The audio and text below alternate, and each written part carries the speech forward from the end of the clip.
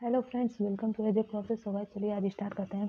बहुत ही अच्छी टॉपिक है फिजिक्स की, वो है reflection of light. Reflection of light होता क्या है? रिफ्लेक्शन ऑफ लाइट को, रिफ्लेक्शन मतलब परावर्तन, मतलब लाइट प्रकाश जानते हैं, प्रकाश का परावर्तन।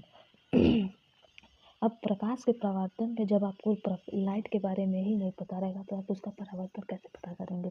तो सबसे पहले हम लोग इसे इरेज करते हैं। हम लोग रिफ्लेक्शन ऑफ लाइट पे अभी थोड़ा सा इसके बारे में डिस्कस करेंगे।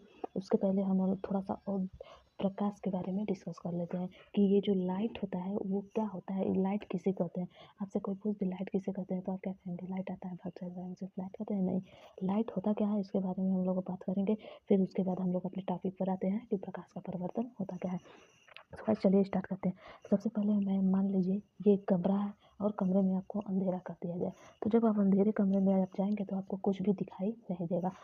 जाहिर सी बात है, आप जब अंधेरा रहेगा तो आपको कुछ दिखाई नहीं देता है।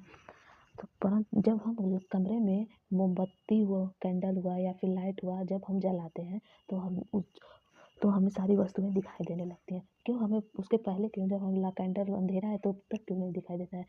लाइट मोमबत्ती चलाने पे हमें क्यों वस्तुएं दिखाई देने लगती हैं? इसके बारे में क्यों दिखाई देती हैं इसके बारे में, जब हम कैंडल या फिर कैंडल हुआ या फिर लाइट हुआ, जब हम उसको जलाते हैं तो उसमें से जो ज्वाला निकलती है, उसमें से जो ज्वाला निकलती है, मान लीजिए उसमें से ये ज्वाला जब निकल रही है तो ये जो है ये, या फिर कैंडल से ज्वाला निकली, या फिर जो बल्ब कैंडल से ज्वाला निकल रही है, या फिर जो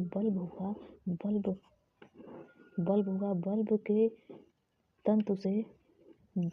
तंतु से जो उत्सर्जित विकिरण होता है, वो जो हमारे आँखों वो वस्तुओं पर तो टकराता है। यहाँ पे कोई वस्तु है रूम में, आपको दिख नहीं रहा है अंधेरे में। जब आप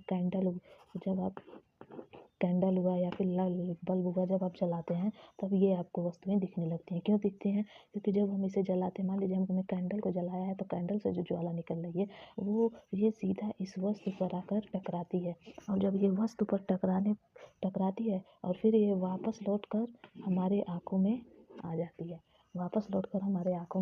है, इसी कारण हमें ये जो है वस्तुएं दिखाई देने लगती हैं। तो हम सीधा इसका डेफिनेशन देते हैं कि इसी विकिरण को, जो विकिरण होता है उसी विकिरण को जो हमारे आँखों को संवेदित कर देती है, जो हमारे आँखों, अब यहाँ से जब इसकी ज्वाला वस्तु पे पड़ी है तो यह सीधा अपोजिट आकर हमारे आँखों पे लगा है, तो उसे ही आँखों पे लगने को हम संवेदित करते हैं। संवेदित करता है उसे हम प्रकाश कहते हैं, उसे ही लाइट कहते हैं। और लाइट का जो प्रकाश का जो चाल होता है, जो स्पीड होता है, अगर उसका हम तरंग दैर्ध्य निकालते हैं तो वो 3900 एंगस्ट्रॉम से 7800 एंगस्ट्रॉम होता है। और वहीं पे हम अगर लाइट ऑफ स्पीड निकालें कि प्रकाश का चाल कितना होता है, उसकी स्पीड कितनी होती है, तो उसकी स्पीड होता है 3 × 10⁸ मीटर पर सेकेंड, इतना होता है। अब ये एंगस्ट्रॉम क्या होता है? एंगस्ट्रॉम मतलब एक एंगस्ट्रॉम जो है वो होता है आपका 10⁻⁻10 मीटर। एक एंगस्ट्रॉम जो है वो हमारा किसके इक्वल है? 10⁻⁻10 मीटर के। अब यहाँ पे 3900 एंगस्ट्रॉम है। इसके आप लोग कमेंट में बताइए, तो इसे हम मीटर में अगर चेंज करते हैं तो ये कितना आता है? 39 एंगस्ट्रॉम को मीटर में बताना है। मैंने ये बताया कि एक एंगस्ट्रॉम जो है वो 10⁻⁻10 मीटर के इक्वल आता है। ये था प्रकाश। अब इसके पिछले वीडियो